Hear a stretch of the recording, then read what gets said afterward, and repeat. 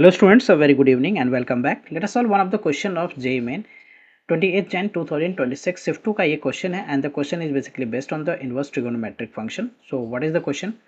Consider the principal values of the inverse trigonometric function.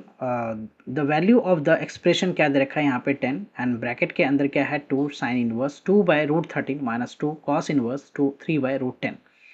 We have to evaluate this and see which option is the correct option. So इसको evaluate करने के लिए हमारे पास जो expression है that expression is basically what 10 in bracket में क्या है 2 और यहाँ पे क्या है sine inverse 2 by root 13 and what we have here the minus 2 cos inverse. This is what minus 2 cos inverse 3 by root 10. Okay, 3 by root 10.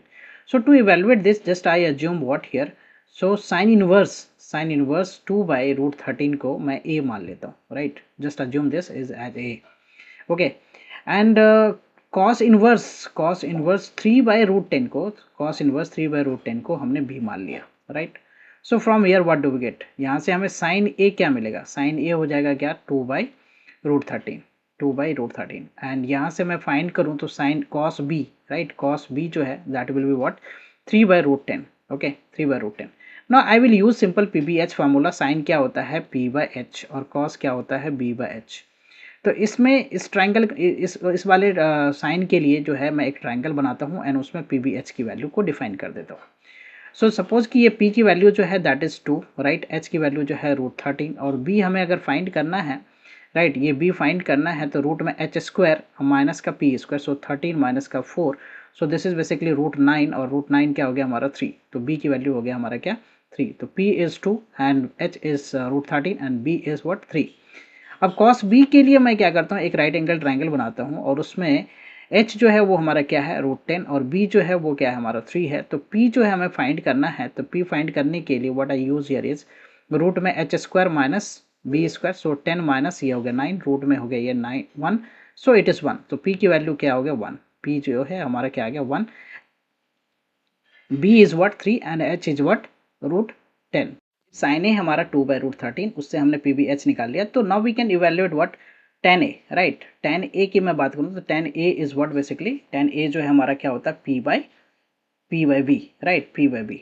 तो p is what basically the 2 and b is what here the 3. तो p by B that is what tan A आ गया हमारा 2 by 3 and tan b की बात करूँ तो that is what p by B. So p यहाँ पे हमने क्या निकाला है 1 एंड b क्या हमारा 3. सो tan a और tan b की वैल्यू हमने निकाल लिया है.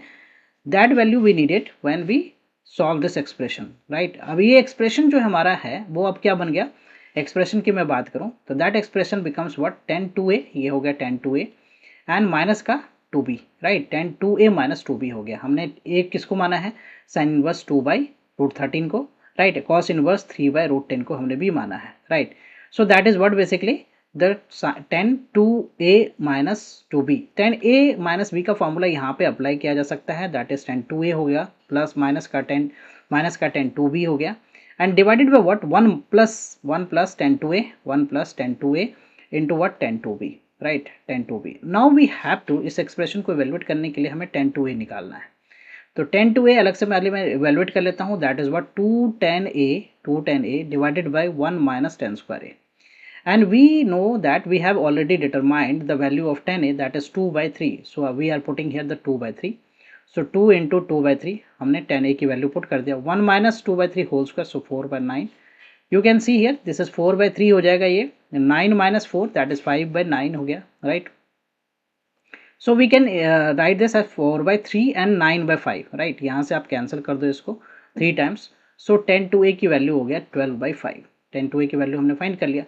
Now tan 2b in a similar way हमारा फार्मूला जो है वो क्या हो जाएगा tan b divided by what 2 tan b divided by 1 minus tan square b and 2 tan b हमारा क्या है यहाँ पे you can see here that is 1 by 3. So we can put this value here 1 by 3 divided by 1 minus 1 by 3 whole square, so 1 by 9.